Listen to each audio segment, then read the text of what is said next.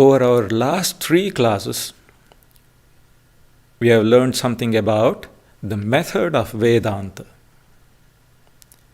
The method of Vedanta in both its philosophical and practical aspects.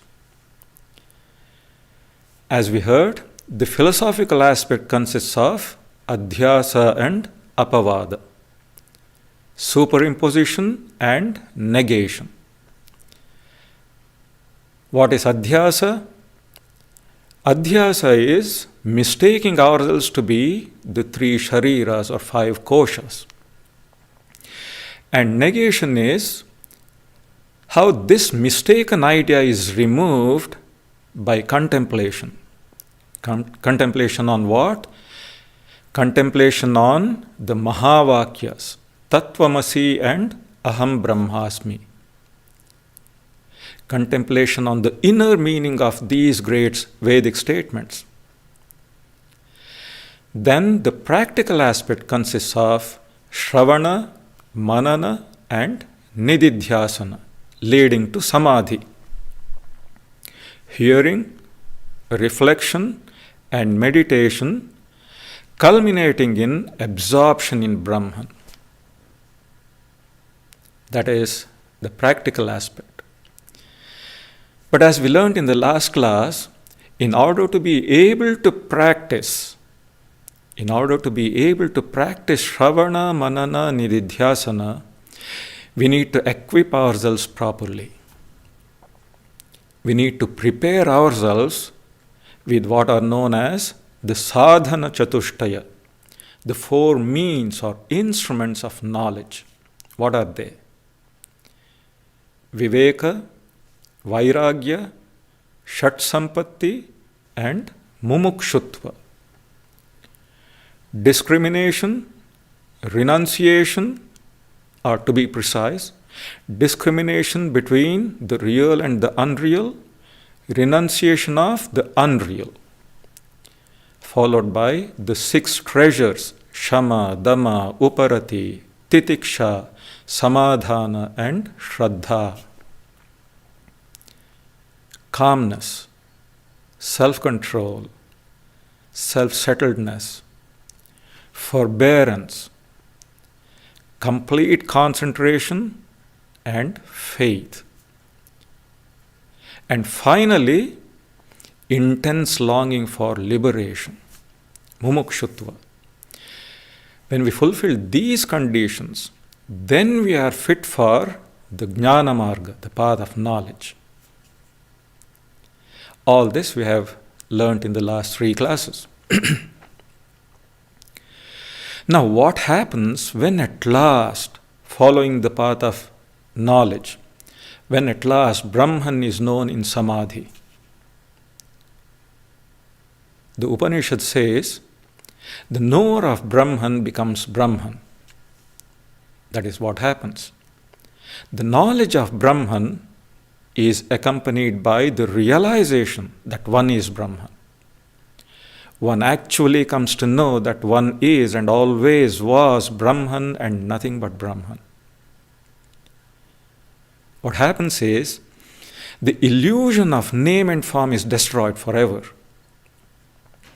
For the knower of truth, the seer, seen, and seeing, all these 3 merge in the experience of the Absolute.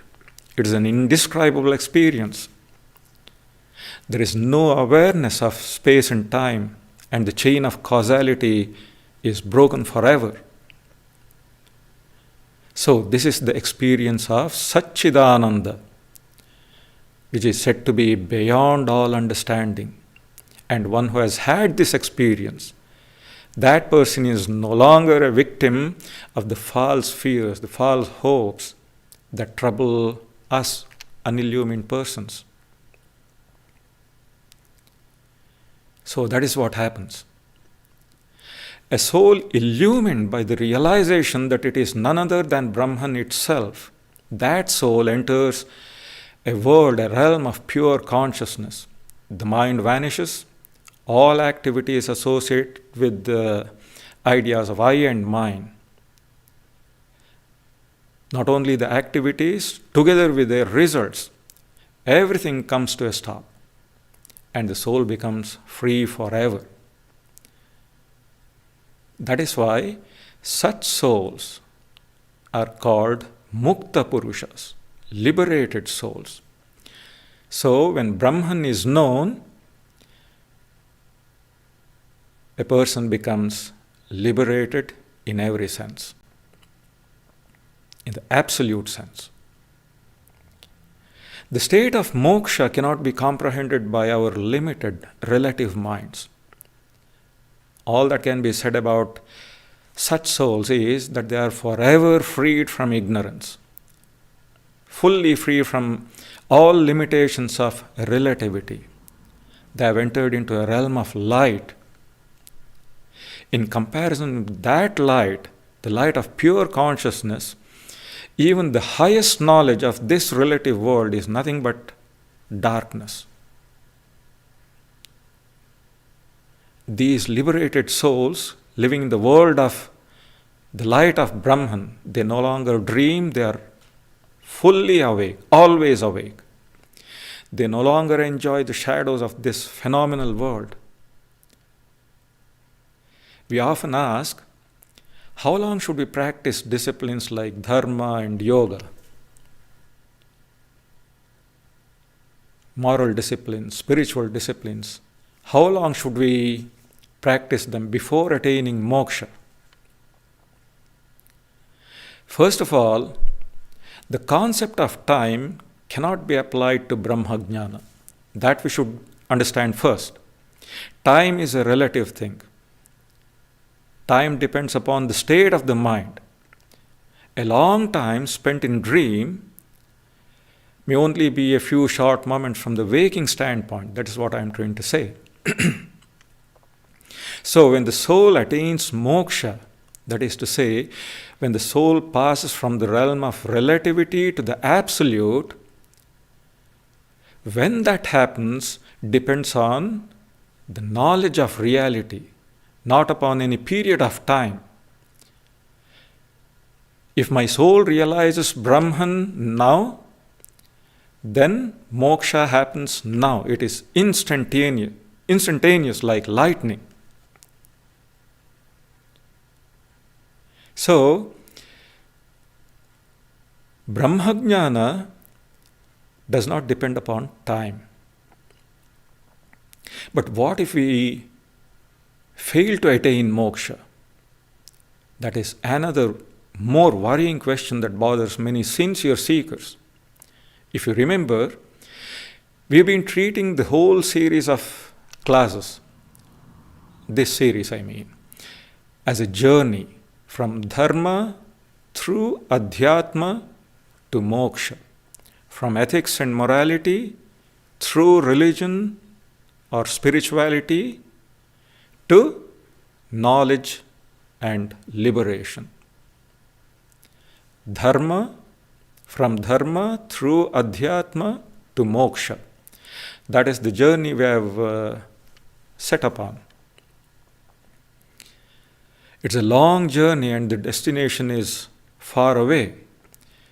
So what if we fail to reach the destination? What will happen to us? In other words, what happens to our soul after death? Please excuse the digression. I'm supposed to talk about what happens after samadhi, but I think we should know some of the things that I'm going to explain now. We should know these things clearly. The Vedas have dealt with the subject of the hereafter in great detail. In the Vedantic view, when moksha is not attained in this birth, 4 main courses are possible after death. That means our soul can follow 4 main courses when this body drops. It depends how we have lived on this earth. But this much we know, when a person dies, one leaves behind only the outer physical shell. The mind with all its contents goes with the person. But the real person, who is the real person? Of course, it's not the body, not the mind, nor the body-mind complex. The real person is the seer within, the one that perceives all these things, all physical and psychical movements. That is the real person. In the Upanishads we read, it sees through the eyes, but the eyes cannot see it. It hears through the ears, but the ears cannot hear it. It speaks through the mouth, but the mouth cannot express it. It grasps with the hands, but the hands can't grasp it. It knows through the mind, but the mind cannot know it. Who can know the knower, and by what? Who can know the knower, and by what? It is the one observer of all that is observed. That is the real person. In fact, that seer is the indwelling spirit in this psychophysical system. The center, the core of our personality is a spiritual principle. It is this which integrates everything in the personality into an organic whole. It is this which coordinates all the functions of the senses and the mind. And at death,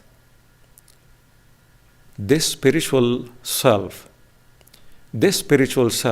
leaves accompanied by the mind. So where does it go? That we don't know for sure. I said it depends. It goes where one's inner nature leads. Now we come to something important. It is only my ethical and spiritual status that determines where my soul goes. Only that. Whether the soul goes upward or downward. When I die, the departing spirit carries with it whatever good or bad I have within my mind. My virtues and vices, my beliefs and doubts, my abilities, my deficiencies, my wisdom and follies, all go with me.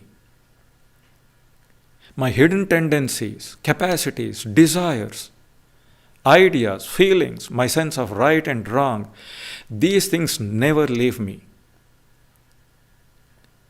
Equipped with all these, or in certain cases, burdened with all these psychical factors, I set out on my journey beyond. No external possession of any kind goes with me. The saints have said it thousands of times.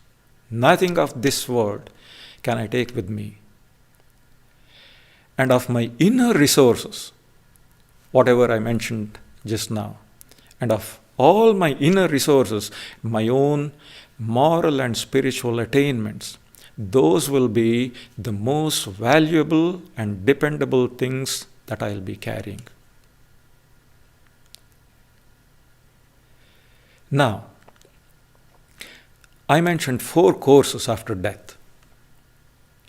The lowest course awaits those who are lowest in the scale of self-development.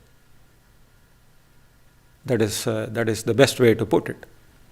The lowest course for the lowest on the scale of self-development. Thoughtless people who live on the animal plane, they are like brutes in human form. Rational thinking and a reasonable human behavior, that is a distinctive mark of human nature, but they show no indication of it. They do devilish things as if they are driven by animal instincts. They don't hesitate to injure or ruin others for their own gain or just for the mere pleasure of it.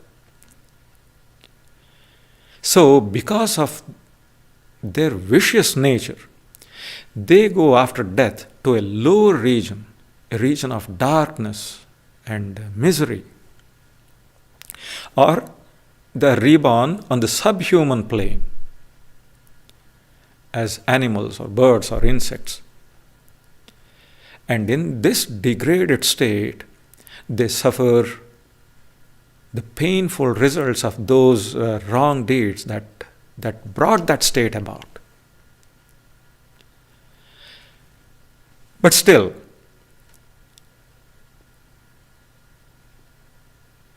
we need not lose hope.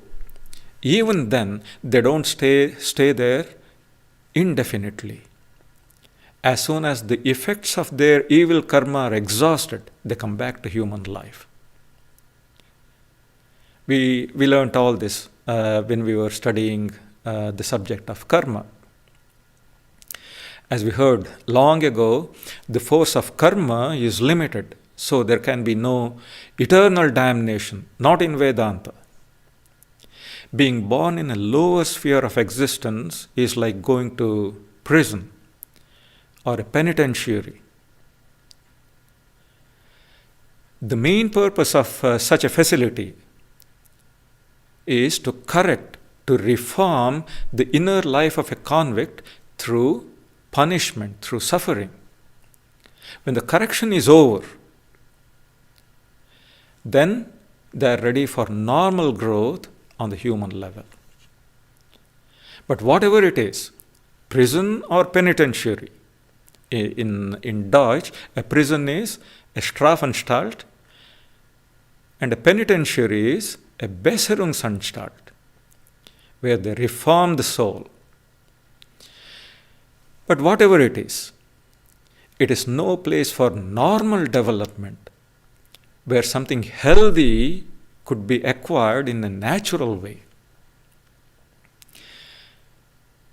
Anyhow, the next higher course is reincarnation. I mean, being reborn in the human world. It is for those who live normal human lives, for people who have a sense of judgment, who can discern between good and bad, right and wrong. They have certain moral principles and they try their best to control their lower nature, to keep their animal propensities in check. They aim to live honestly, taking care of their own interests, but they also take care of the interests of others.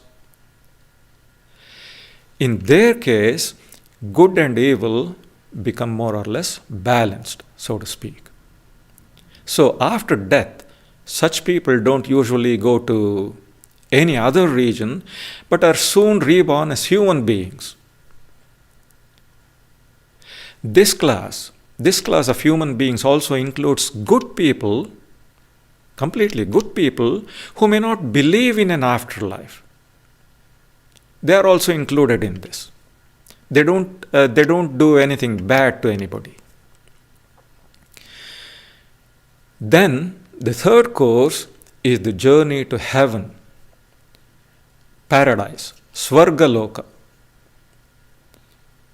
This is for those who have led virtuous lives, but who don't have any specially spiritual sense. You know, many people worship God and perform meritorious deeds with a view to some kind of reward. A reward usually in the form of greater happiness, greater prosperity here and hereafter. They expect something of these. They know that all earthly possessions and pleasures, everything that is to be had here, is temporary and therefore unreliable. They know that life on earth is short, that it is characterized by illness, old age, and misfortune. But that doesn't mean that they have realized the futility of these things. The futility of desire and enjoyment. They don't see through the delusion of worldly existence, nor do they seek liberation from its bondage. Instead of that, they look for enjoyment and fulfillment in a paradise where they can live for ages as a result of their religious, so-called religious and virtuous life here on earth. But such a heaven and a long life there, that is not easily reached by all. It is accessible only to those few who have earned enough merit, enough punya to take them there. The rest quickly come back to earth. They quickly come back to earth, or go to some other intermediary world for the time being. But even those who get to live in heaven for a very long time, even they cannot stay there eternally. Surely they do enjoy for a long, long period all the sweet fruits of their virtuous life and good karma which took them there. But as soon as the effects of that karma are exhausted, they too have to come back to earth. Here I'd like to draw your attention to something important. This heaven or paradise, Swargaloka, this is not to be confused with the kingdom of God that saints and mystics talk about. No doubt it is a place where one finds the maximum possible fulfillment. But even this falls within the domain of relative existence. Satchit Ananda, eternal life, light, joy, freedom, these are not to be found in heaven or paradise. For that matter, heaven does not even provide any opportunity for spiritual development. There's no opportunity for that. Nobody can go direct from heaven to God's kingdom. Heaven is like a place of vacation. It is meant for enjoyment, not for work. There people go to spend what they've earned. Forget opportunity for spiritual growth. There is hardly any scope for exercising even the powers of will, the powers of judgment that we have here in this world. The soul is just carried away by the current of enjoyment. So the residents of heaven are like children of extremely wealthy families. Some children.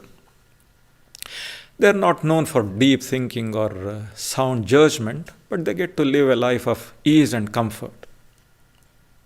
But of course, it must also be said that these few who get to go to heaven and live there for a long time, they are extremely good souls. This we must admit. They would never think of harming anybody.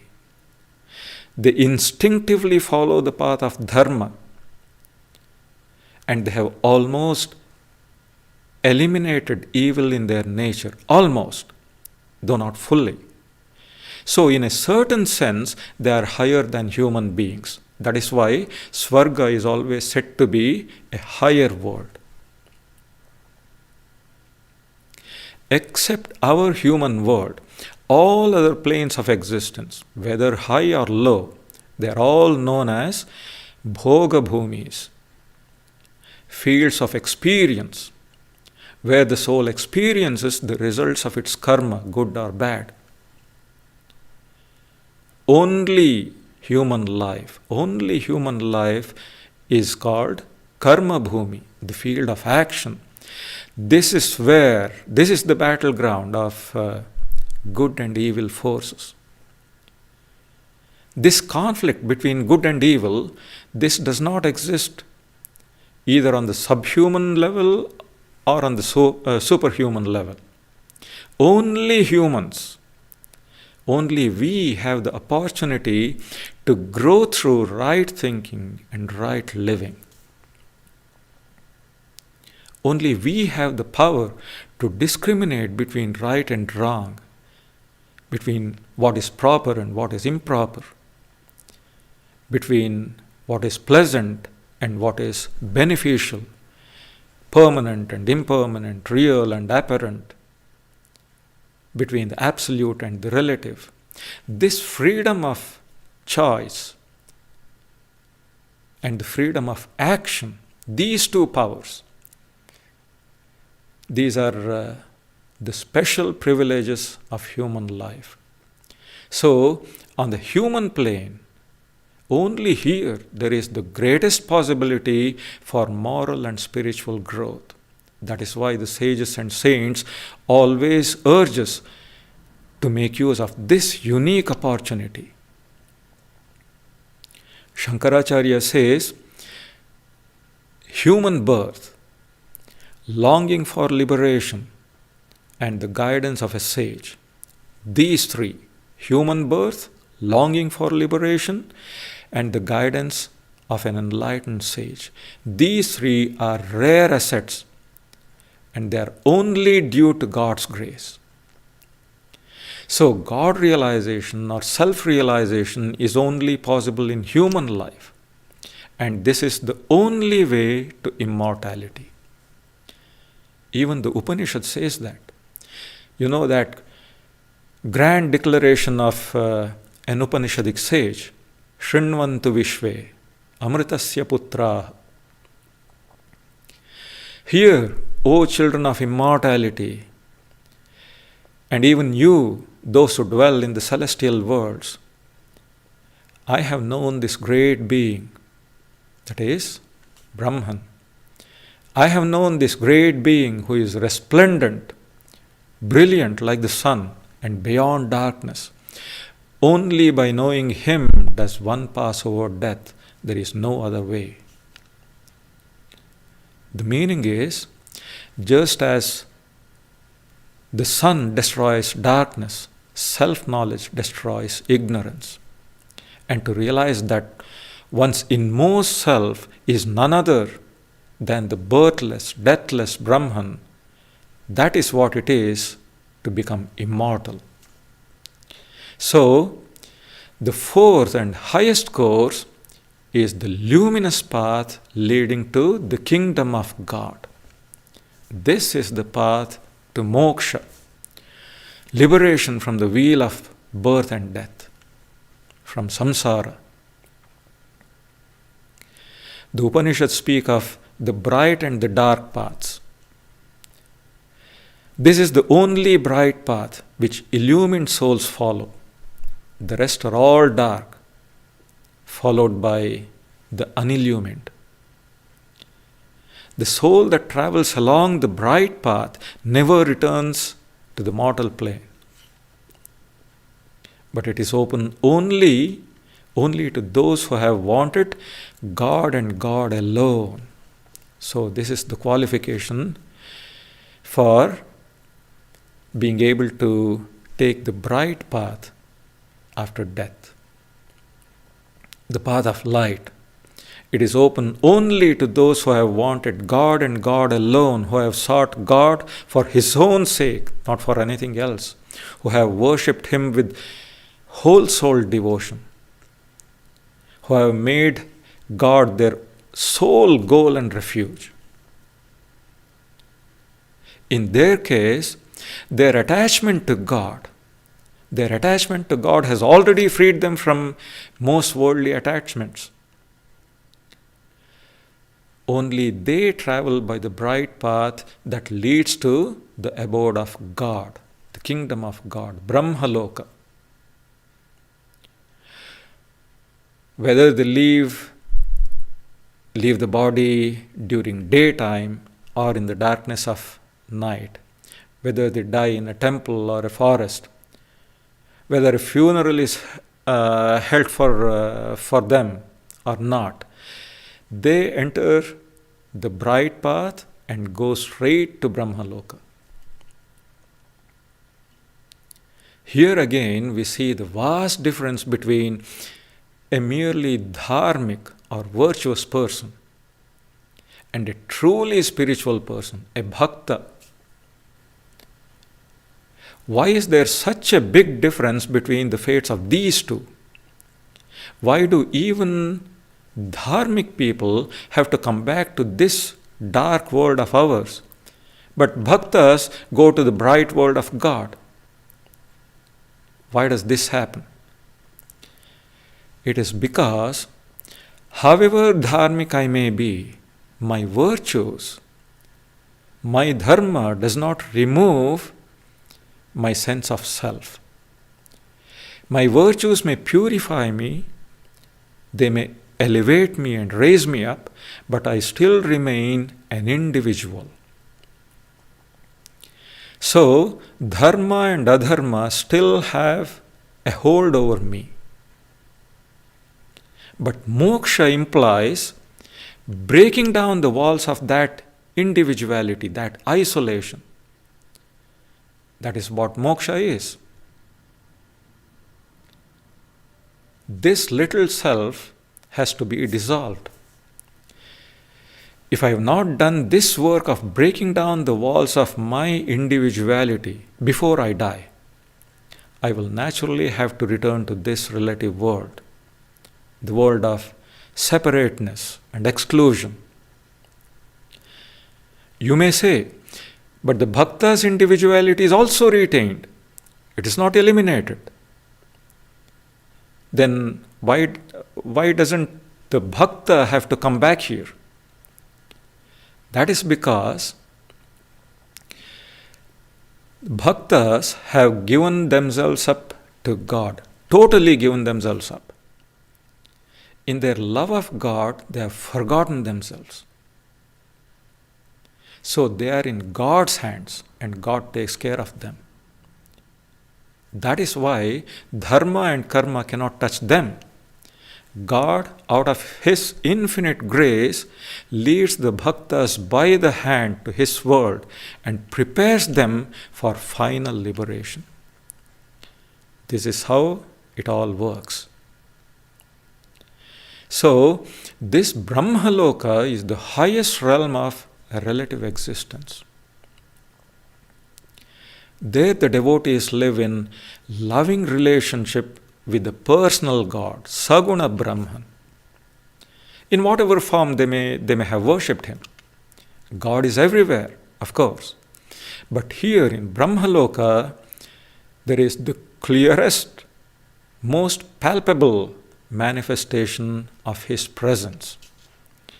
So Brahmaloka is said to be above the dualities of relative existence. It is beyond the law of karma. And there is no falling from this stage. But whenever the Lord wills it, such free souls can and do descend to earth in human form. Then they live extraordinary lives in order to set an example to others, in order to guide, to enlighten humanity. So, life in Brahmaloka is such a sublime state of freedom and blessedness.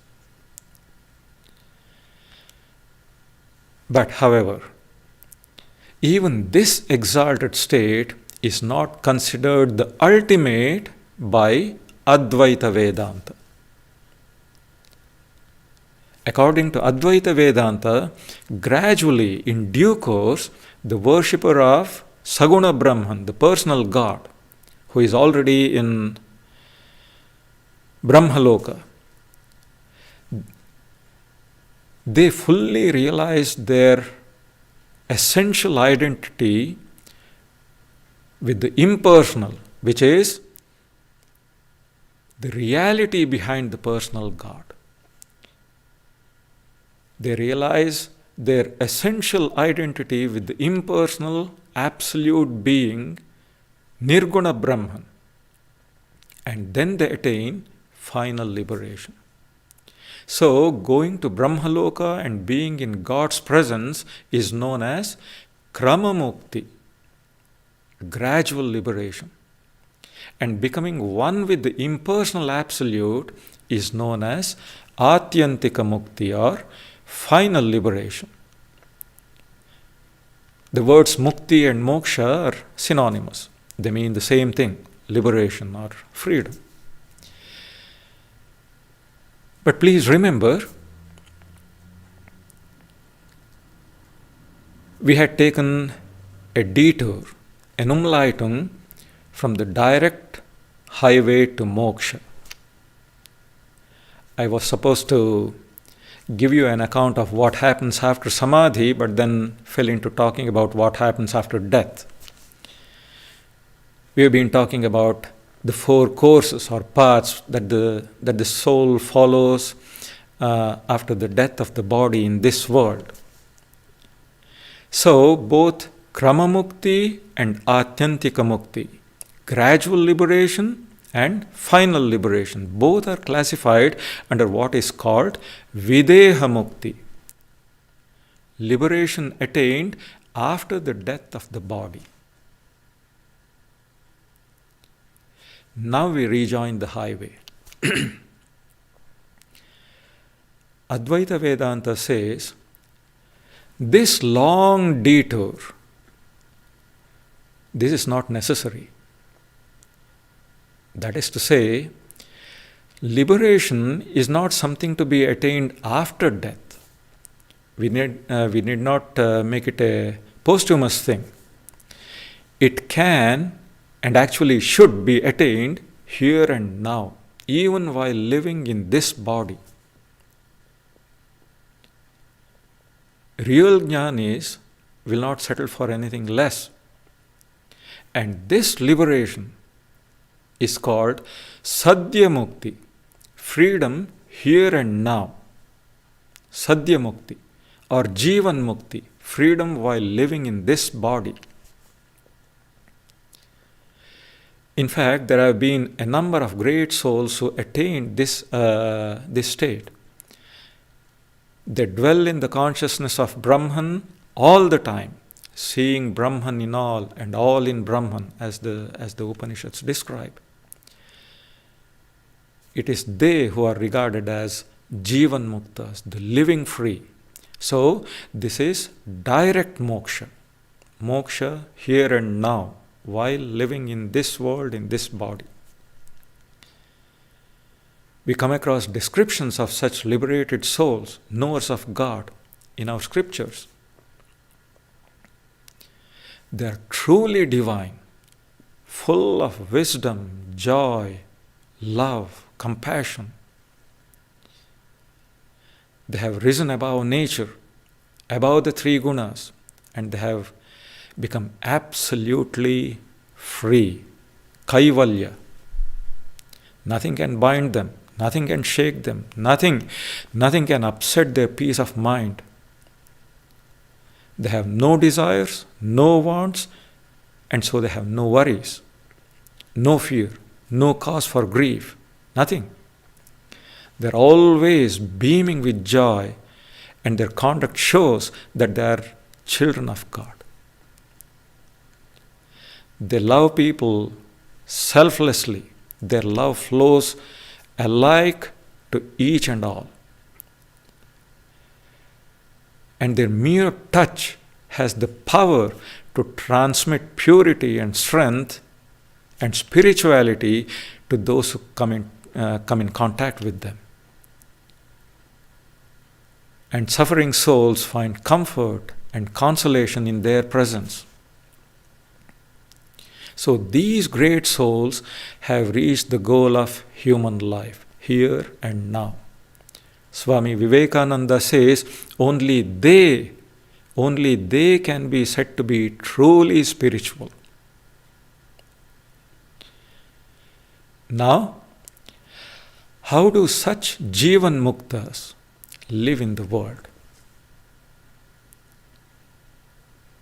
The scriptures say whether they are absorbed in samadhi or aware of the outer world. The illumination of a free soul is steady, it does not dim. The bliss that they experience does not lessen, it is always constant. They may feel hunger and thirst like ordinary people, but they are never forgetful of their true nature, true divine nature. They don't keep themselves aloof, they are active, but they are not bound by the results of their actions, because they know that the soul, that the Atman within is neither the doer nor the enjoyer of the fruits of those actions. So the Atman within is always at peace. Or, to say it differently, they are not bound because their action, strictly speaking, is not their action. It is not the outcome of their personal desire. It is God's power that works through them. They have only made themselves channels of His grace. So for this reason, they are not bound by the karma that they do after they have realized this condition.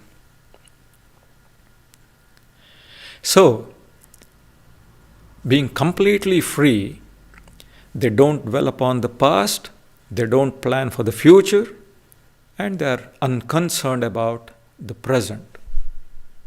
They are entirely free from worry. Even death holds no terrors for them. To them, death is a mere change of body, like a change of clothes. So, what are they embodiments of? They are embodiments of fearlessness and purity. Because they have realized the oneness of all existence, they regard the pleasure and pain of others as their own pleasure and pain. They don't have the slightest trace of selfishness. They see themselves in everybody and everybody in themselves. So this is the long description that scriptures like the Upanishads and the Bhagavad Gita give of a Jivan Mukta. Of course, a Jivan Mukta, the word itself signifies that a Jivan Mukta lives in the world of duality, but they remain unaffected by the pairs of opposites.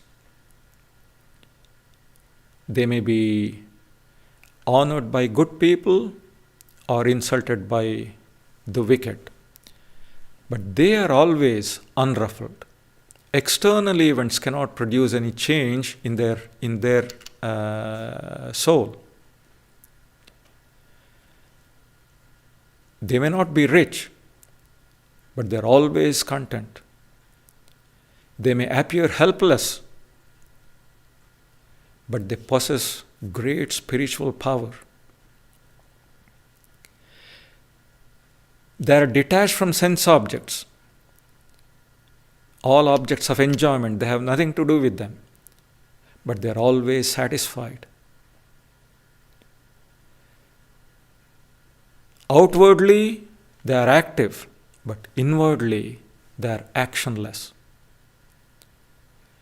And like other ordinary people, they appear to enjoy the fruits of the works that are done by them, but inwardly they are untouched by the fruits of actions.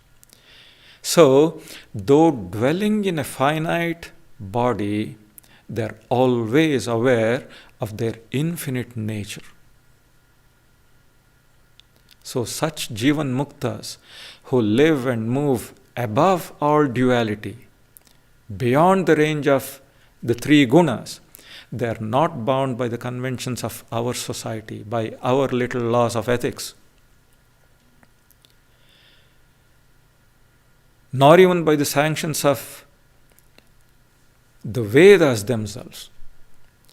But in spite of that freedom, a Mukta Purusha, a liberated soul who is free to do anything, he cannot do anything that is not good or beneficial to others. So, to put all this description of the scriptures, to put it all in a nutshell, a Jivan Mukta is like an actor playing his or her role on stage. The actor knows that the play on the stage is not real, but they enjoy the acting. In the same way, a free soul living in the midst of the joys and sorrows of the world also enjoys them, as if they were the unfolding scenes of a divine play. Their participation is full but detached. And when they have played their part, that is to say, when their days on earth are completed, they leave the stage, they depart from the world without looking back, as if they were going from one room to another. But as I said, a free soul, out of compassion for the world, may also choose. A bhakta, if it is a bhakta in Brahmaloka, he will obey God's will and come down to earth for the benefit of people like us. But a free soul, a jnani, a Jivan Mukta, when he is finally liberated from the body, out of compassion, such souls may also choose to return to this world and work for its welfare. In fact, the life and actions of a Jivan Mukta are a living demonstration of three great Vedantic principles. What, after all, does Vedanta teach? The reality of Brahman, the divinity of the soul, and the unity of all existence. These three principles, I repeat, the reality of Brahman, the divinity of the soul, and the unity of all existence. The life of a Jivan Mukta is a living demonstration of these principles. Now, one last question. What happens to a Jivan Mukta after death? Where does their soul go? Unillumined souls go to the upper or lower worlds or come back to earth for the satisfaction of unfulfilled desires.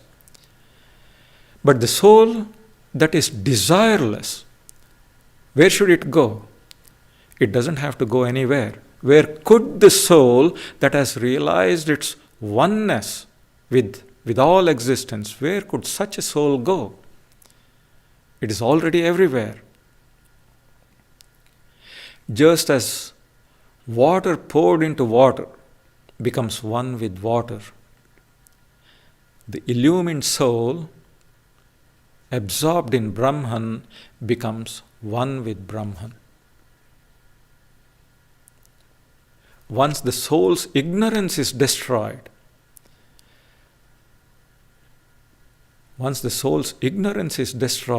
it enters into the realm of light and freedom and never comes back to the world, this world of darkness and bondage. Swami Nikhilanandaji, in his book on Hinduism, in one place, he says it in a very beautiful, poetic way. He says, once the butterfly has emerged from the chrysalis, once a butterfly has emerged from the chrysalis, it no more crawls on the earth, but flits from flower to flower, bathed in the light of the sun. Flits from flower to flower, bathed in the light of the sun. So, this is what a Jivan Mukta is. And this is the ultimate destiny of the human soul. And to realize this glorious destiny, to realize this, is the one purpose of all our study and practice of Dharma and Vedanta. Thank you.